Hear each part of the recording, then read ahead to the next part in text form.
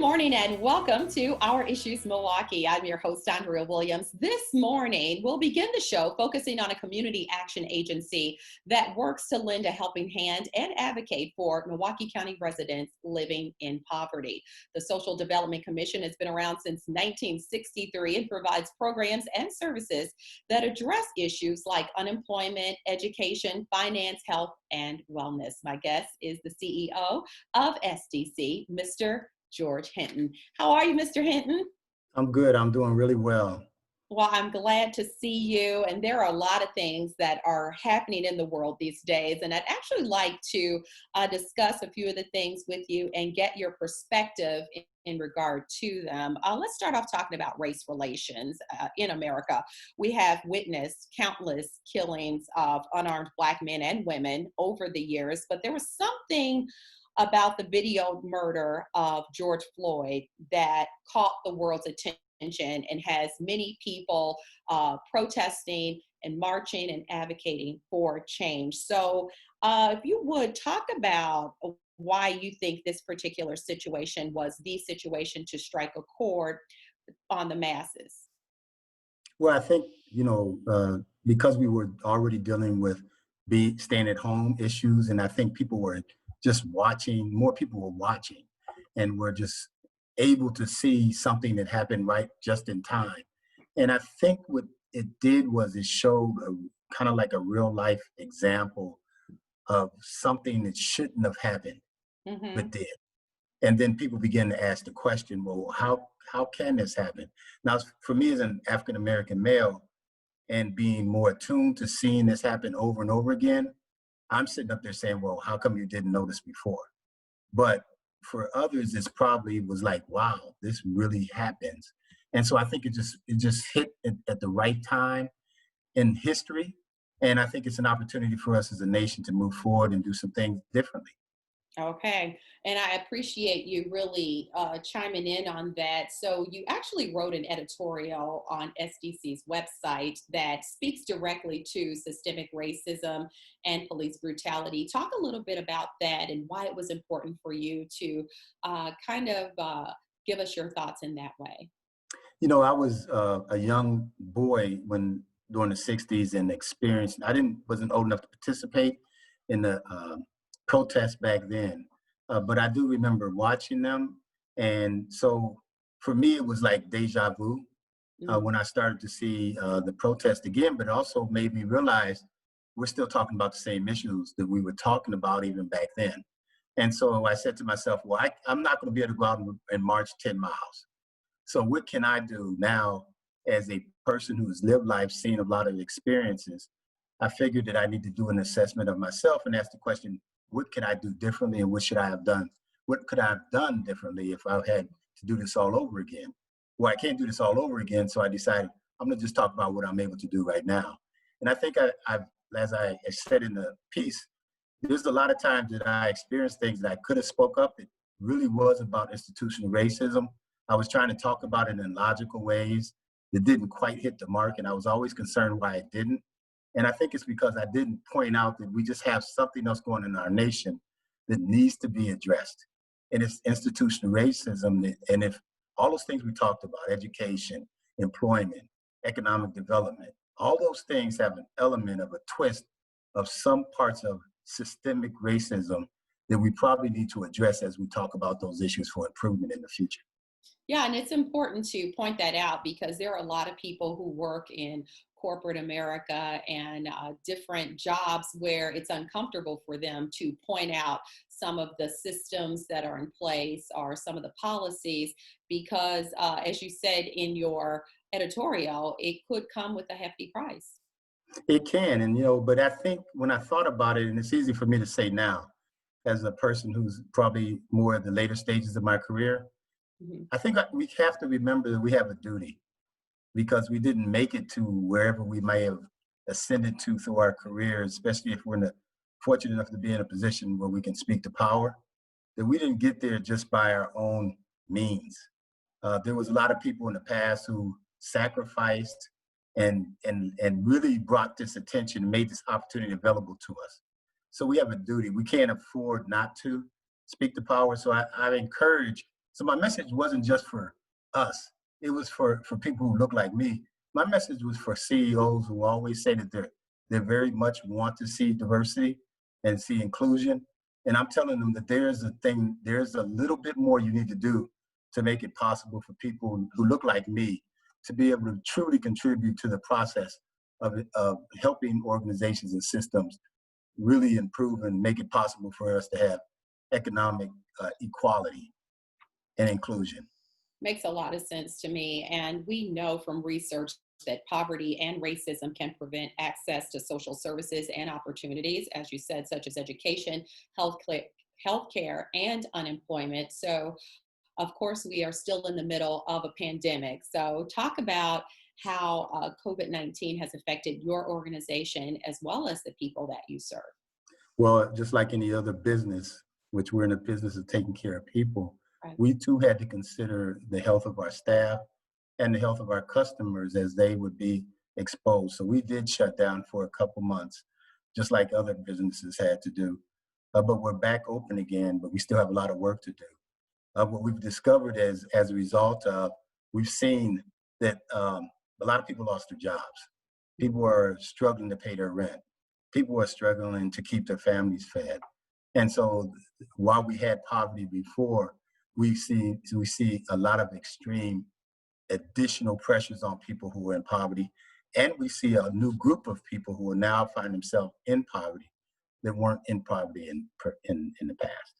It's so very true. Like you said, you have individuals who are already kind of struggling to make ends meet. And then you had individuals who actually were introduced to some new scenarios that they never would have imagined.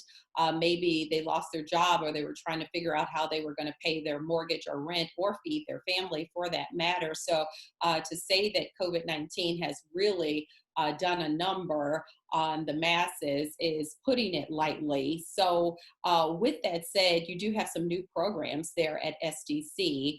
If you could fill us in on a few of those. Well, there's a couple new ones. There's the ones that we already have that I think are perfectly suited to help the community. Mhm. But the new ones that we have is like our rental assistance program, which is a program from the state. It's called RAP. Well, we're in the process of coordinating our efforts with the county's efforts on rental assistance and trying to make sure that we can help people uh, pay down on their rent so they don't get evicted.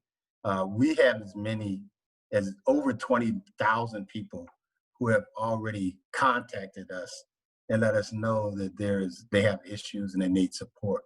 Now we can't take care of all because we have requirements on how that money is given out, but we're going to try to help as many people as we can.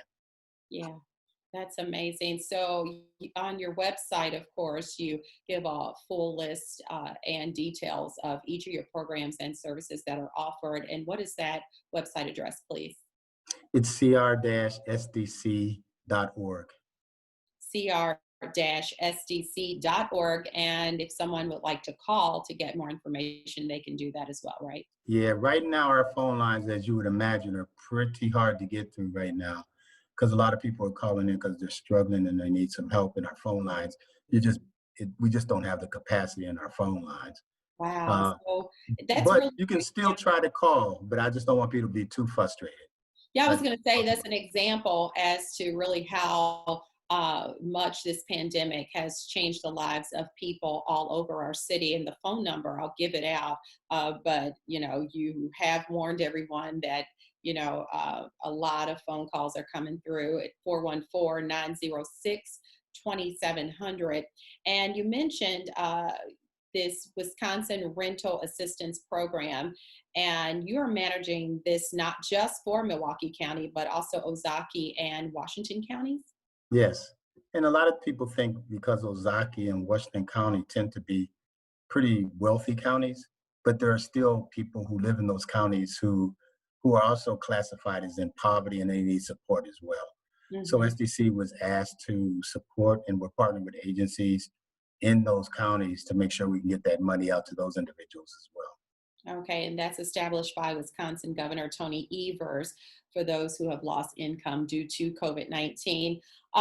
When you look at that program in particular, um, what would you say most people are hoping that they'll be able to do in the near future in order, because obviously when you have help from a program, that's not something that can be ongoing. So what is it that people are looking for so in fact they can go back to being self-sufficient? Well, I think the problem is the money. That money is crisis money. It's there to support their issues right now. I think SDC represents a different opportunity, and we hope that people take advantage of the fact that once you get in touch with SDC, that you will come back and continue to work with us, because we have other products and services that will help you recover from this pandemic and the economic impact that it may have caused you and your family. Yeah, and the months to come remain unpredictable when it comes to the coronavirus. So we know from our past experiences that the vast majority of people working for less than a living wage in our country are working in a number of service industry jobs, and they're considered essential workers. And we also know that the Black and Brown people suffer disproportionately due to disparities in our healthcare system. So, in your opinion, will the issues that have been highlighted by the coronavirus cause lawmakers and other decision makers to take a closer look at how America functions under the concept of the haves and the have-nots, when it feels like there's the big eyes, little U's, but really in reality everybody is somebody and everybody deserves the opportunity to be able to pay for health care and child care and all those things, especially if they go to work every day. Well, I think we get back to the protest. They're not just protesting because we want to have justice in our policing system. That's true. But there's also other justices that need to take place. And shame on us if we don't take advantage of this opportunity to make the changes. It's going to actually make a difference in those areas you just mentioned. Because we can do it. We just have to be willing to roll up our sleeves and actually deal with root cause issues. Yeah, and like I said, there has to be individuals who probably never really stopped and gave it thought on really being willing to put themselves in someone else's shoes and understand what it's like to be in those predicaments. I agree.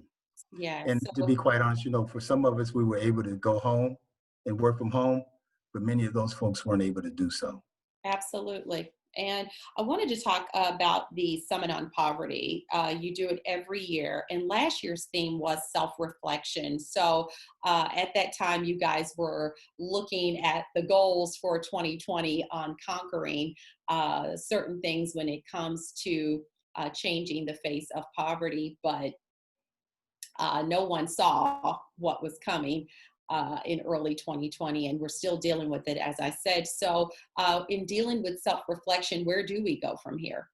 Well, I think this is maybe it's a little early, but if we're going to make a difference, start with self, start with your system, start with your organization, start with your teams, and ask the question, what can we do differently to make sure that this doesn't happen again? It doesn't impact people disproportionately in the future. All right. Is there anything else that you'd like to share with us as we wrap up this segment?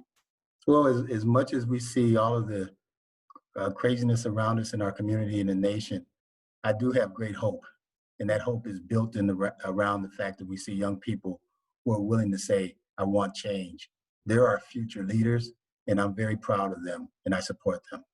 Absolutely. And I've talked to some young people on this show who are out there on the front lines making a difference. And I have definitely told them they're making many of us proud. So thank you so much for your time in joining us today. And all the best to you and the organization that continues to make a difference in the lives of people living here in Milwaukee. Thank you for the opportunity. My pleasure. George Hinton is the CEO of the Social Development Commission in Milwaukee. You can get more information on anything we've discussed by visiting their website, again, at cr-sdc.org, or by calling 414-906-2700. When we return to Our Issues Milwaukee, we'll get you ready for the upcoming elections. The fall primary is coming up on August 11th, believe it or not, and we'll be talking to a representative from For Our Future Wisconsin right after this.